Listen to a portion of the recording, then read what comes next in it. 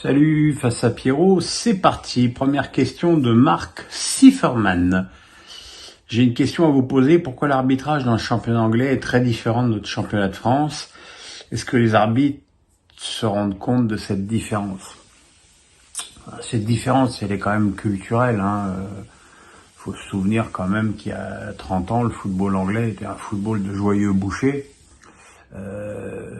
Où le public était capable de se mettre en extase pour un tacle à la carotide. Donc il y a une vraie différence culturelle à la base de ça, mais c'est vrai que en France, j'ai un peu parfois l'impression que nos arbitres respirent avec le sifflet dans la bouche et qu'au moindre contact, tout est sifflé. Et effectivement, je pense aussi que ça fait partie des choses qui surprennent les clubs français en Coupe d'Europe, la différence d'arbitrage. Medave Prod me dit, après 36 ans de mandat, le président de l'OL, Jean-Michel Aulas, quittera ses fonctions cette semaine, ton avis? Beaucoup de tristesse et un peu d'inquiétude. Beaucoup de tristesse parce que, comme je l'ai dit dans le tweet que j'ai posté tout à l'heure, même si on s'est écharpé plusieurs fois à la télévision, contrairement à ce que beaucoup de gens pensaient, j'avais d'excellents rapports avec Jean-Michel Aulas. On échangeait encore récemment par SMS. J'ai souvent dit que c'était le meilleur et le pire président de France. Le meilleur parce que le travail incommensurable qu'il a fait à l'OL ne peut être digne d'éloge, et le pire parce que il était de mauvaise foi, menteur, partisan,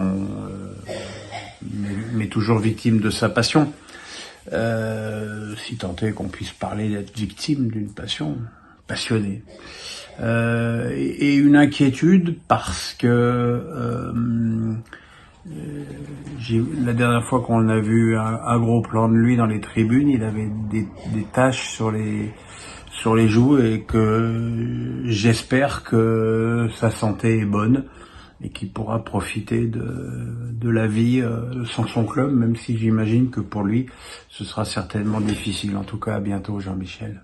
Invictus Nukem me dit: bonjour Pierre, bon retour dans les stades. Oui, merci, c'est vrai que j'étais à la Beaujoire hier pour la première fois depuis 2 ans. Du coup, quel est ton ressenti sur le match Nantes-Strasbourg? Est-ce la fin pour les Canaries? Si c'est pas la fin, ça y ressemble, parce que ils vont à Toulouse. Il y a un contentieux entre Toulouse et Nantes du fait de la montée en barrage et des Toulousains qui s'étaient plaints de façon véhémente de l'arbitrage. Il y a un contentieux avec Derzakarian, avec Montpellier pour le match suivant. Ils termineront par Angers, mais voilà. Aujourd'hui, Nantes doit faire le plein de points, alors qu'ils ont pris 4 points sur les 34 derniers possibles. Donc la situation des Canaries est très compliquée. Quant au match, j'ai vu une équipe qui avait envie de se sauver, Strasbourg, avec une vraie organisation et des joueurs qui faisaient la différence, et une équipe de Nantes qui a fait que balancer des missiles de 50 mètres devant, comme s'il fallait se débarrasser du ballon en défense et le mettre le plus vite possible dans la surface adverse. Et puis j'ai vu des joueurs finalement assez peu concernés par la situation du club, à l'image de Blas. Zouba Choups me demande un avis sur le TFC en Europa League. Déjà, s'ils sont en Europa League, c'est qu'ils l'ont mérité, qu'ils ont gagné cette Coupe de France, bravo à eux. Après, on touche là aussi à une spécificité française qui propulse en Coupe d'Europe des clubs qui ne sont pas programmés pour y être. C'était le cas de Nantes cette année avec les dégâts qu'on peut voir. Ce sera le cas pour Toulouse l'année prochaine, parce que Toulouse l'année prochaine, au début de la saison, ils joueront le maintien, surtout à 18 clubs. Voilà, il faudra pas que ces matchs de Coupe d'Europe viennent trop leur nuire en championnat. Puis voilà, quelle équipe déjà, ça commence avec le départ annoncé de Van den Bomen. Voilà, je sais pas quels seront les investissements possibles pour un club de cette dimension. bravo à eux, mais inquiétude quand même pour les points UEFA de la France. Question de Benito. Salut Pierrot, dans un championnat à 38 journées, comment peut-on juger, comme Habib Bey, que Lens et Marseille fera un meilleur champion que le PSG? On peut pas. J'ai déjà répondu à cette question la semaine dernière avec le vainqueur moral du championnat qui serait Lens.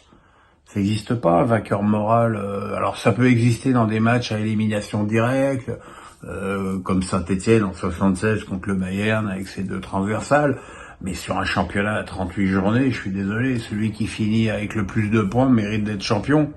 Tout le reste, c'est du bavardage. Et alors après, que le jeu de Lens et de Marseille soit plus emballant que le PSG, ça c'est une évidence. Mais voilà, Paris, au moment où on se parle, Paris a 6 points d'avance sur Lens et 8 sur Marseille. Il n'y a pas grand-chose d'autre à ajouter, si ce n'est que voilà, encore une fois, celui qui termine le premier au bout de 38 matchs mérite d'être champion, que ça plaise à Bey ou pas. Tom Bu me dit, est-ce que tu penses que nommer un vice-président pour que Nasser s'éloigne de la partie sportive du PSG est une bonne idée? Je sais pas, je sais pas vraiment, j'arrive pas à quantifier réellement l'influence d'El Khelaïfi dans les décisions de recrutement du PSG. Est-ce que c'est vraiment lui qui décide? Est-ce que ça vient de plus haut? Est-ce qu'il écoute les différents directeurs sportifs qu'il a?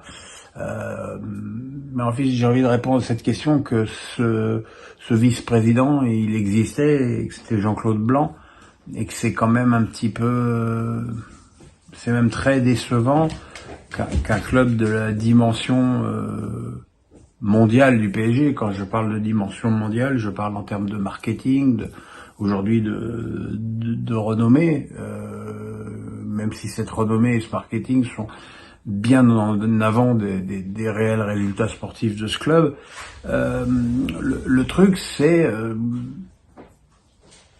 il y avait Jean-Claude Blanc, et c'est très triste que Jean-Claude Blanc soit parti chez Ineos, mais je pense surtout que Jean-Claude Blanc attendait une progression dans son organigramme. Dans l'organigramme, il aspirait à avoir plus de responsabilités, voire plus de pouvoir dans ce club, et que visiblement le Qatari n'est pas très prêteur dans ce domaine.